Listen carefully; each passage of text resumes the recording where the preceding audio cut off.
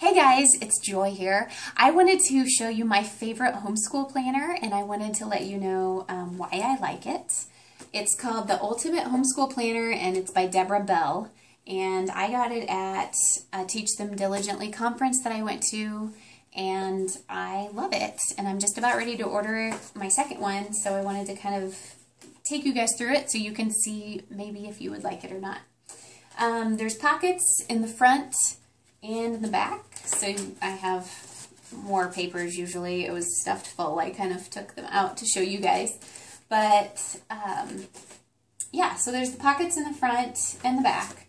And I will just tell you right off the bat, the reason I like this so much is because everywhere through this there are little inspiring and encouraging sayings, and just, I don't know, that gets me going. I really like to read different things that just kind of encourage me. This says, "Order brings peace" by St. Augustine. And I mean, it's just simple, but so true, right? Right, girls? I mean, as a homeschool mom, we know that is it. Just as a mom in general, actually. So it starts off and it has your calendar. Sorry, just, I mean, pretty basic. You can kind of write, sorry, I said I would show you, so I'm going to. You can kind of write your information in the front. I won't show you that too closely. And then it just has a table of contents that basically shows what's on each page and things like that. And then it has this beauty. I read through this probably 5 times when I first got it because I love it. I should probably do it again now that I'm a year and a half into it. And I will tell you guys, this lasted me, I think, let's see, it's lasted me a year and a half because I went to the Teach Them Diligently conference in 2012 in May of that year, and so I used it for the 2012-2013 school year. No, that's wrong. Anyways, I used it last year, 2013-2014, so I went in 2013, that's right. And then I used it up until now, so it's practically gotten me through a whole nother semester. This is the how-to of it, and it really is just so good. I mean, it just talks about how to use it. It even lays out, it says you should do like a yearly planning retreat, 4 to 8 hours, a monthly planning session, 2 hours, a weekly planning break, 30 minutes, which that is so true. So I don't know, it just keeps me really organized. It just gives me some great ideas. Also, it explains in greater detail what you should do in those planning sessions. I really like this kind of thing. And it gives you little tips throughout, steps to independence. It shows how, show a student how to complete a task, that kind of thing. I heard Deborah Bell speak at the Teach Them Diligently conference, and she was great. I mean, super down to earth, but knew her stuff. And so I knew after I heard her speak that I really wanted to buy her planner. Okay, it tells you even more about your planning sessions. I really benefited from that, especially as a newer homeschooler. I have a second grader right now and 2 preschoolers, so I'm pretty new at this. But I've looked at a lot of different planners out there, and I looked at a bunch of them at the homeschool conference, and I've just looked at several on teacher websites, and this is still my favorite. I haven't found another one that compares. The next is, let's see, it just breaks down month by month. I don't know if you guys can see this here. It breaks it down month by month so you can kind of write in and look at a glance what you have going on for that month. So if you are crazy busy, you can maybe, plan your school year accordingly. So that's kind of fun to see. This is another favorite of mine. And I'll show you what I've written my kids, if you can even read it. But it lists up here at the top your student's name, and then it lists character goals and academic goals. And it gives you room for 6 children. So this was so wonderful, you guys, because I didn't ever really think about character goals. I mean, I sort of did, you know, through church and things, but to actually write them down and have something tangible that you can look back to, it's been really fun. And even if I wrote them down at the beginning of the year and then, you know, I think I forgot about them until like, you know, halfway through the second semester, I went back and I looked and I'm like, oh my goodness, that, you know, we worked on it, or, oh, that's still something we need to work on, something like that. So it was kind of a nice checklist. Then it has the family priorities. That was another big one for me. You just kind of write down what your family priorities are for the year. And ours really didn't change from the first year to the second. So I added one, I guess, for this year. But it was just really kind of a fun thing to do, to really sit down with my husband and just talk about what are our family priorities as a homeschool family and what does that look like, or just as a family in general. Then it also gives you a resource list. I didn't end up using that because I have other methods for organizing my resources, but then it just gives you a whole month at a glance. So you can just write that. I will say, I think that actually does go for just 1 year. Or maybe it gives you a couple of extra months. But I ended up not using that as much because I use my calendar on my phone. So I didn't really use that after I got started with it. Okay. This is a 2-page layout. This is what I use on a weekly basis. The first over here, I don't know if you can see this. Okay, so it says the week of. This was my very first week, so this was over a year ago. But it has something each week for you to read, and then it has your Bible plan for the week, if you like to write that down, which I kind of do. And it has your battle plan and a fighter verse. I love this because this really got me into a routine as I was starting the year, and it changed throughout the year.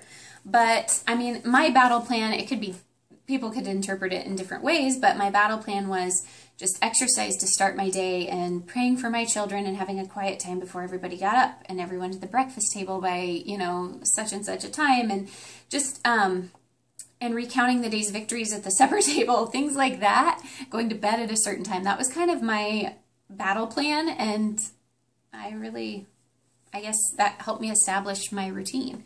And I mean, sure, I don't do that every day, but that's kind of, then you can write a fighter verse, kind of just something that you want to focus on, or if you're memorizing a passage or a verse.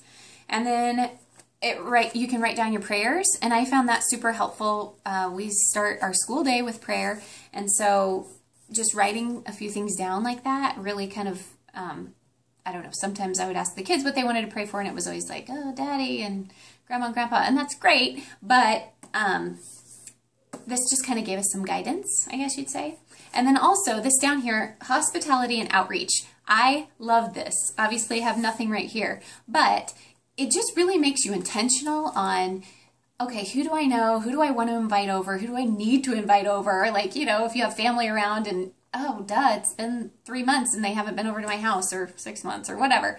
And so it's just really, it helps you to be more intentional. I keep saying that, but that's so true. And then this page was probably one of my favorite, and it has continued to be one of my favorites to go back and read. It's this week's memorable moments and achievements. So you write memorable moments right here. I mean, I wrote like my daughter singing, you know, Go Power Rangers. I mean, you know, it was just so funny, and it was a moment in time, and it was memorable. And then we have achievements, you know, like learning how to ride bikes. I wrote that, and, you know, math achievements, things like that. And then evidences of grace down here at the bottom, this bottom section. And, oh, I was going to mention up here, this week's memorable moments. It also gives you kind of, I don't know if you can see that, but it gives you like ideas, like family funnies, victories, progress, promising signs, small beginnings, and finished projects. And then the evidences of grace, like God's mercy, faithfulness, protection, and provision. It says that down here.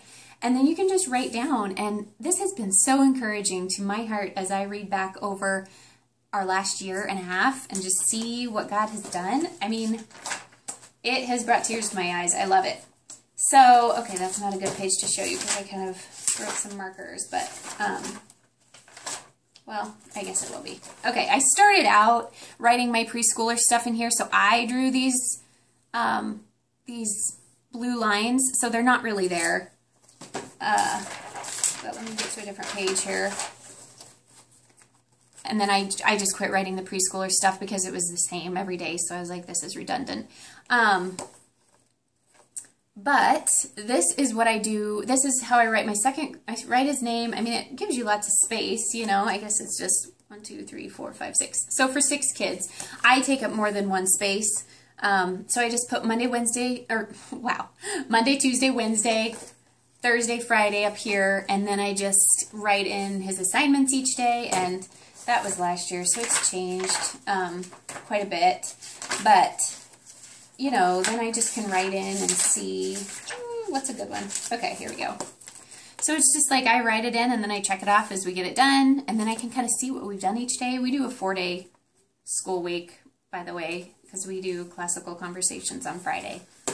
But that's the majority of it. Oh, also over here, I didn't write anything on this week, and I didn't always, but it has like a notes section and a supplies section and an appointments section. And I did find the supplies section pretty handy because I would write down, you know, as I was thinking through projects or whatever, like, oh, we need more glue sticks, something like that.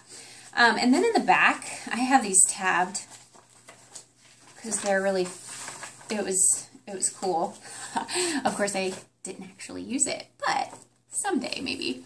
I had a reading, it gives you a reading list. So you can have your kids reading scheduled out or, you know, just whatever. It even gives you like a little key down here, like assigned, independent, nonfiction, and fiction. I don't know if you can see that, but. And then what was the other thing that I tabbed? Oh yeah, I found this kind of helpful because, gosh, don't you get to a point in your year and you're like, have we done anything this year? My mind is just kind of a muddle. And so this is field trips and outside activities.